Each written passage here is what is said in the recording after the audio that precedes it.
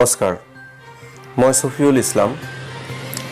আজি আপোনালোকৰ সন্মুখত বিদেশী ঘোষিত সৰুজালিৰ বন্দী শিবিৰত মৃত্যু সন্দৰ্ভত এক আলোচনা আপোনালোকৰ সন্মুখত লৈ আহিছোঁ।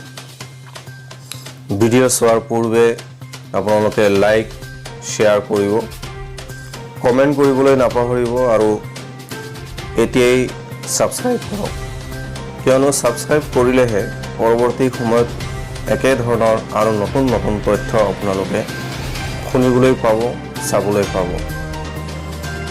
ভিডিঅ' চাই কেনে লাগে কমেণ্ট কৰিব, এইকাৰণে যাতে আপোনালোকৰ কমেণ্টে আমাক আৰু নতুন উদ্যম আৰু সাহস যোগাব।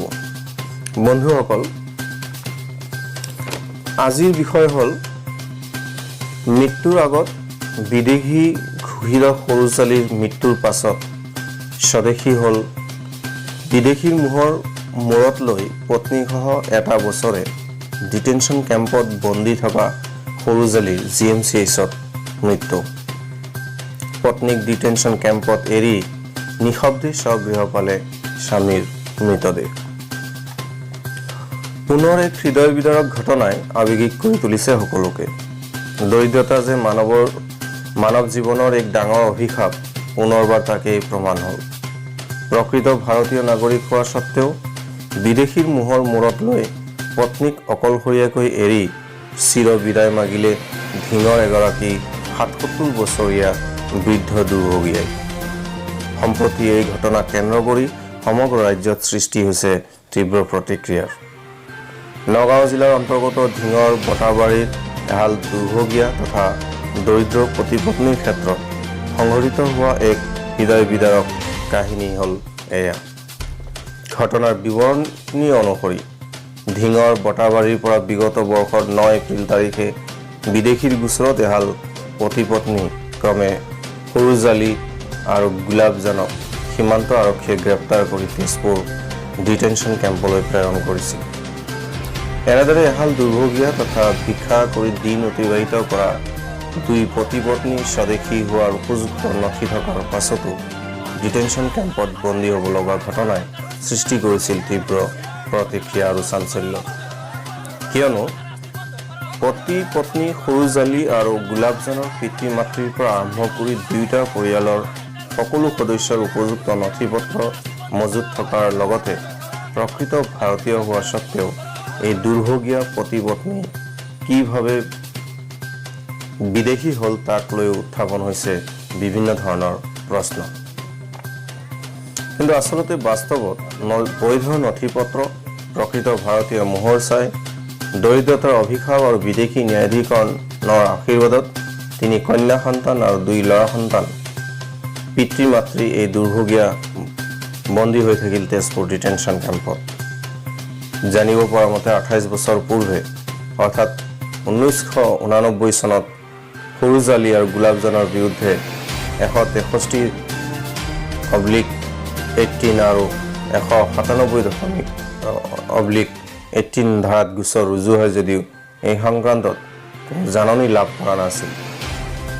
পৰৱৰ্তী সময়ত বিদেশী ন্যায়াধীকৰণ আদালতে দুৰ্ভগীয়া পতি-পত্নীক বিদেশী বুলি ঘোষণা কৰাৰ পাছতহে এই সন্দৰ্ভত জানিব পাৰিছিল যদিও দৰিদ্ৰতাৰ অভিশাপ তথা ভিক্ষা কৰি জীৱন অতিবাহিত কৰা সৰুজালিয়ে আইন প্ৰক্ৰিয়াৰে যুঁজি বিদেশীৰ মোহৰ আঁতৰাবলৈ সক্ষম নহ'ল।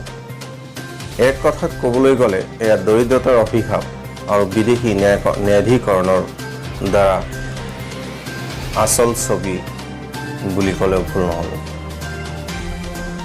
ইয়াৰ ফলস্বৰূপে 2017 চনৰ 9 এপ্ৰিল তাৰিখে দুই পতি-পত্নীক সীমান্ত আৰক্ষীয়ে গ্ৰেপ্তাৰ কৰি তেজপুৰ ডিটেনশ্যন কেম্পলৈ প্ৰেৰণ কৰিছিল। পৰৱৰ্তী সময়ত দৰিদ্ৰ 2 পুত্ৰ সন্তান আদি কৰি আইনৰ জৰিয়তে পিতৃ-মাতৃক ভাৰতীয় হিচাপে প্ৰমাণ কৰি ডিটেনশ্যন কেম্পৰ পৰা মুকলি কৰি আনিবলৈ গুৱাহাটী উচ্চ ন্যায়ালয়ত গোচৰ ৰুজু কৰিছিল যদিও কেইদিনমানৰ পূৰ্বে হঠাৎ অসুস্থ হোৱা সৰুজালিক সীমান্ত আৰক্ষীয়ে চিকিৎসাৰ বাবে ভৰ্তি কৰাইছিল গুৱাহাটী GMCHত। কিন্তু ঈদৰ পিছদিনা বৃহস্পতিবাৰে ঈদৰ আনন্দ ফূৰ্তি উল্লাহৰ মাজতেই বৃহস্পতিবাৰে পুৱতি নিশাই গুৱাহাটী GMCHত চিৰদিনৰ কাৰণে গুচি যায় দুৰ্ভগীয়া সৰুজালি। অতিকৈ আচৰিত কথাটো হ'ল বৃহস্পতিবাৰে পুৱাই মৃত্যু হোৱা সৰুজালিৰ মৃতদেহটো মৰণোত্তৰ পৰীক্ষা কৰি আজি পৰিয়ালৰ লোকক সমজাই দিয়াক লৈ সৃষ্টি হৈছে তীব্ৰ প্ৰতিক্ৰিয়াৰ। আনহাতে শনিবাৰে সন্ধিয়া ডিঙৰ বটাবাৰী স্থিত নিজা ঘৰলৈ সৰুজালিৰ মৃতদেহ আহি পোৱাৰ লগে লগে ভিৰ কৰিছে শ শ লোকে। মৃত্যুৰ দুদিন পাছত মৃতদেহ পৰিয়ালক সমজি দিয়াক ঘটনাক বিভিন্ন দল সংগঠনে এয়া ৰহস্যজনক তথা ষড়যন্ত্ৰ বুলি আখ্যা দি তীব্ৰ প্ৰতিক্ৰিয়া প্ৰকাশ কৰিছে। পত্নীক ডিটেনশ্যন কেম্পত অকলশৰীয়াকৈ এৰি ঘৰলৈ সৰুজালিৰ মৃতদেহ আহি পোৱাৰ লগে লগে সমগ্ৰ অঞ্চলটো সৃষ্টি হৈছে এক শোকাকুল পৰিৱেশৰ। এতিয়া স্বাভাৱিকতে প্ৰশ্ন হয়, বিদেশী ন্যায়াধিকৰণে মৃত্যুৰ আগত বিদেশী বুলি ঘোষণা কৰা ফিৰোজ আলীৰ মৃত্যুৰ পাছতেই কেনেকৈ স্বদেশী হ'ল?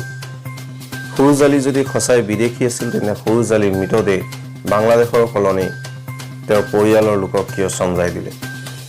এই প্ৰশ্নৰ উত্তৰ কোনে দিব? নে এনেদৰে চলি থাকিব বিদেশী ন্যায়াধিকৰণৰ ব্যৱস্থাটো?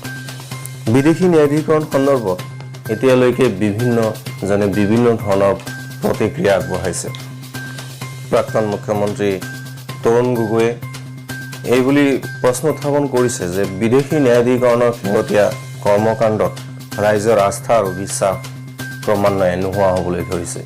আৰু যদি এনেদৰে ৰাইজৰ আস্থা আৰু বিশ্বাস নোহোৱা হৈ যায় তেতিয়াহ'লে এই ৰাষ্ট্ৰৰ কাৰণে এক বৰ অশুভ আৰু অমংগল হ'ব। একেদৰে ছয়গাঁও সমষ্টিৰ বিধায়ক ৰাকিবুদ্দিন আহমেদেও একেধৰণে উষ্মা প্ৰকাশ কৰিছে। গভীৰ উদ্বেগ প্ৰকাশ কৰি বিধায়কগৰাকীয়ে কয় যে চৰকাৰী ষড়যন্ত্ৰৰ ফলতেই এনেদৰে শ শ লোক বিদেশী ন্যায়াধিকৰণৰ কৰ্মকাণ্ডৰ জৰিয়তে বিদেশী ন্যায়াধিকৰণৰ উপযুক্ত ৰায়ৰ অভাৱত উচিত ৰায়ৰ অভাৱত তেওঁলোকে এক বন্দিত্বৰ জীৱন কটাবলগীয়া হৈছে আৰু এক অমানৱীয় জীৱন কটাবলগীয়া হৈছে।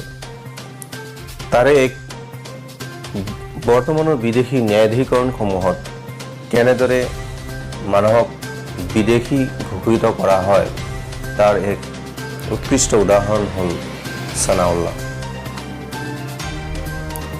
30 বছৰ কাল ভাৰতীয় সেনাত কৰ্মৰত ছানাউল্লাহক অৱসৰ গ্ৰহণ কৰাৰ পিছত কেনেদৰে বিদেশী হৈ পৰিল অসমৰ ৰাইজে সেয়া স্বচক্ষে আৰু বিভিন্ন বাতৰি কাকত আৰু টিভি চেনেলৰ জৰিয়তে ইতিমধ্যে গম পাইছে। এতিয়া প্ৰশ্ন হ'ল এনেধৰণেৰে আৰু কিমান ছানাউল্লাহ আৰু কিমান সৰুজালি আৰু কিমান অমৃত দাস বিদেশী ঘোষিত হৈ থাকিব আৰু ৰাষ্ট্ৰযন্ত্ৰৰ বলি হৈ তেওঁলোকে এক অমানৱীয় পৰিৱেশত নিজৰ জীৱন কটাব লাগিব। এনে অন্যায় আৰু অত্যাচাৰৰ বিৰুদ্ধে আমি সকলোৱে থিয় দিয়া উচিত। আহক আজি আমি পণ লওঁ যাতে কোনো বৈধ ভাৰতীয় লোকেই এনেদৰে অন্যায়ৰ বলি নহওক। তাৰ কাৰণে আমি সকলোৱে ৰাইজৰ প্ৰচেষ্টাৰ জৰিয়তে চৰকাৰক দাবী উত্থাপন কৰিব লাগিব যাতে বৈধ ভাৰতীয় লোকসকল যাতে কোনো পধ্যেই বিদেশীৰ কলংক লৈ মৃত্যুবৰণ কৰিবলগীয়া নহয়। আজিৰ এই আলোচনা ইমানতে সামৰিছোঁ। ভিডিঅ' সামৰণিত পুনৰবাৰ আপোনালোকক অনুৰোধ জনাইছোঁ, যদি আপোনালোকে চফিটেক চেনেল ছাবস্ক্ৰাইব কৰা নাই তেনেহ'লে এতিয়াই ছাবস্ক্ৰাইব কৰক যাতে পৰৱৰ্তী সময়ত আৰু নতুন নতুন ভিডিঅ' আপোনালোকে চাব পাৰে। লাইক কৰক, শ্বেয়াৰ কৰিবলৈ নাপাহৰিব। তাতোকৈ গুৰুত্বপূৰ্ণ